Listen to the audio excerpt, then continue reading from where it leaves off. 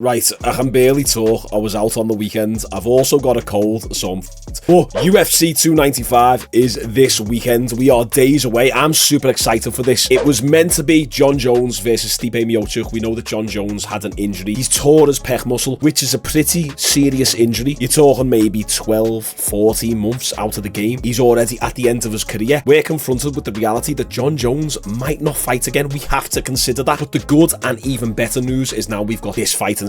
Sergey Pavlovich versus Tom Aspinall. I am more excited for this fight than I was for the Shaun Jones and Stipe Miocic fight. I said it in my previous video covering this situation. We all knew exactly what was going to happen in the Shaun Jones versus Stipe Miocic fight. Shaun Jones was most likely going to mow down Stipe Miocic. But now we've got this fight. There's a lot more intrigue there. There's a lot more curiosity. Which way could it go? We've got the Russian squarehead polar bear versus Tom Aspinall, the only heavyweight who can move like a lightweight. Maybe Cyril Gane as well, which is an interesting matchup in the future. Tom Aspinall versus Cyril Gane. They're the best movers in the heavyweight division. But I just wanted to dedicate a video to this. Now, there's some decent fights on this card, especially the main card. I'm really excited for it. We're going to do a full card breakdown when I've got my voice back this week. But this Sergey Pavlovich and Tom Aspinall fight is the one that's intriguing me the most. We can take a look at the stats right here. We got Sergey Pavlovich 18-1. We got Tom Aspinall 13-3. We got Pavlovich as 6'3". Aspinall is 6'5". Sergey's 260. Aspinall is pretty much the same. And Pavlovich with the 84-inch reach, which is pretty much the same as Shaun Jones. Now, who's going to win this fight? At first, I was predicting Sergey Pavlovich because I just can't see him losing right now. He's absolutely smashing people to bits. His punching power is off the charts. Now that Ngannou isn't in the UFC anymore, Pavlovich is #1 for punching power. We know that Tom Aspinall has got good punching power as well. He's more of an explosive, dynamic fighter. He can mix it up a lot better. We've only really seen Pavlovich strike. We've seen Tom Aspinall do it all. If Tom Aspinall can get it to the ground,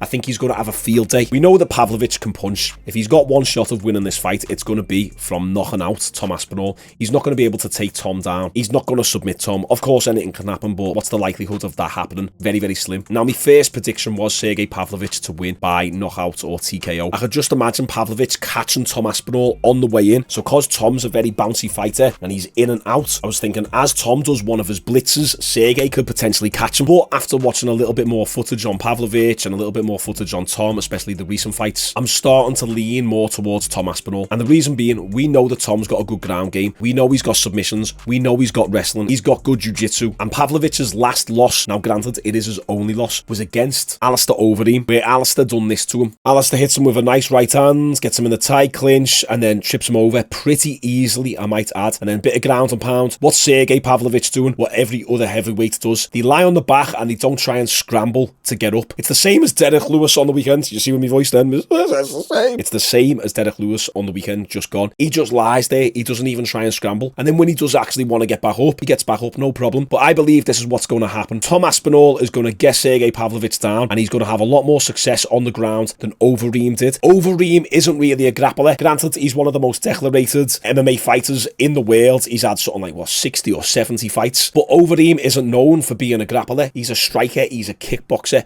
And there you go, a bit of ground and pound, gets the job done. What do you think Sergey Pavlovich is going to do when he comes up against an actual grappler, especially someone as good as Tom Aspinall? I think Tom is going to have a lot more weapons in his arsenal. He's going to be able to submit Pavlovich. He's going to be able to ground and pound him. He'll be able to just control him. You have to remember, Tom is bigger than Alistair Overeem. Okay, we had Ubereem, who used to be on the steroids, but, this is the downsized version of Alistair Overeem that beat Sergey Pavlovich, and it was on the back end of Overeem's career. Now, Tom has said in interviews, look, Sergey Pavlovich is a strong guy. He's a big power puncher. I'm not dumb. I'm not going to stand there and trade shots with him. I'm not going to stand and bang against the hardest hitting heavyweight currently. But I do believe that Tom is going to try and get some shots off of his own. Tom is a really good striker. He's very bouncy. He's very floaty. I think what we might see is Tom in the first round, he's not just going to go for a takedown straight away like Jailton Almeida on the weekend, but I think we're going to see Tom try and establish a little bit of a stand-up, get some shots off on Sergey, and then mix in a few takedowns. I don't think he's going to be successful straight away. I think Sergey Pavlovich might be able to stuff a few of the takedowns initially, but I think Tom will start finding success at the end of the first round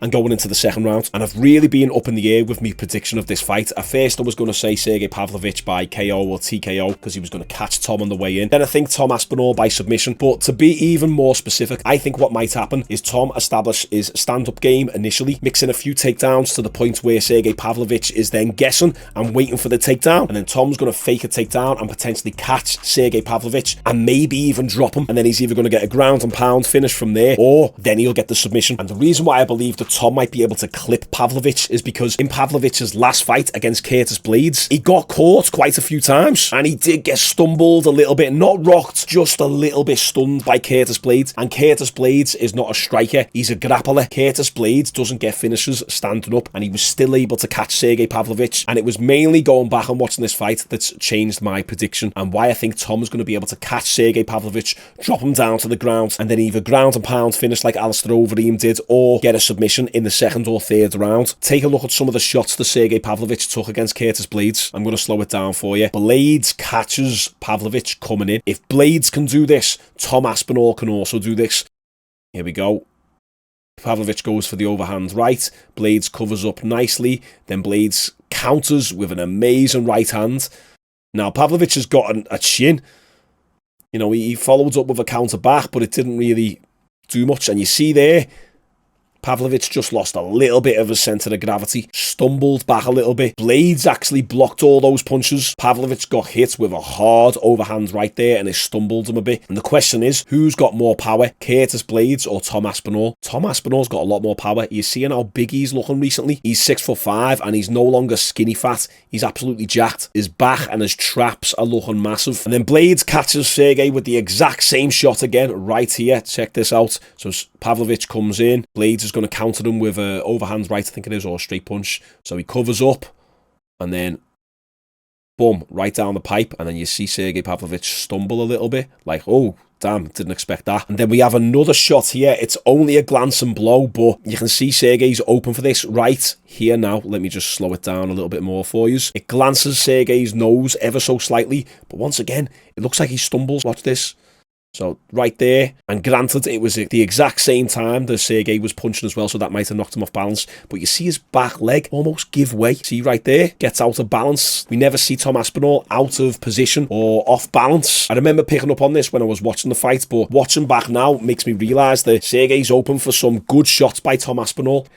So, absolutely fantastic knockdown by Pavlovich. Once he connects with you and catches you, you're kind of doomed. Now, another thing that we see really good from Pavlovich is his jab. He puts that 84-inch reach to really good use, and that could be a potential weapon against Aspinall. As Aspinall's trying to blitz in and be very floaty and bouncy, Sergey must use that jab to keep Aspinall guessing, to keep him at bay. So, despite the fact that Aspinall is 2 inches taller, Pavlovich has still got a 6-inch reach advantage. So, we can see here, just mute it again, an example. Look at that jab by Pavlovich, and then again, decent jab. He was landing this the majority of this night. Now the thing is Curtis Blades was landing that left hook, that check hook, quite a few times. Now another thing I noticed in this fight, Pavlovich, I'm not too confident in his gas tank. He's had that many first round finishes. He's never needed to go a full 5 rounds. That's what we have to remember, 5 rounds this. But I just thought, even at the end of this round, we can see he was just starting to get a little laboured. His body language, you could tell, his mouth's open, he's breathing a bit heavy. I am looking into it a little bit too much more than I need to. But what's Pavlovich going to look like in that second and third round? I think he's going to gas quite fast, to be honest. So the way I see it going down, my current prediction based on the footage I've been watching, I think Tom Aspinall is going to establish that stand-up game. He's going to throw in a few takedowns here and there in the first round. He might not even go for the takedown in the first round, just to make Pavlovich believe that, okay, well, maybe Aspinall is going to stand with me.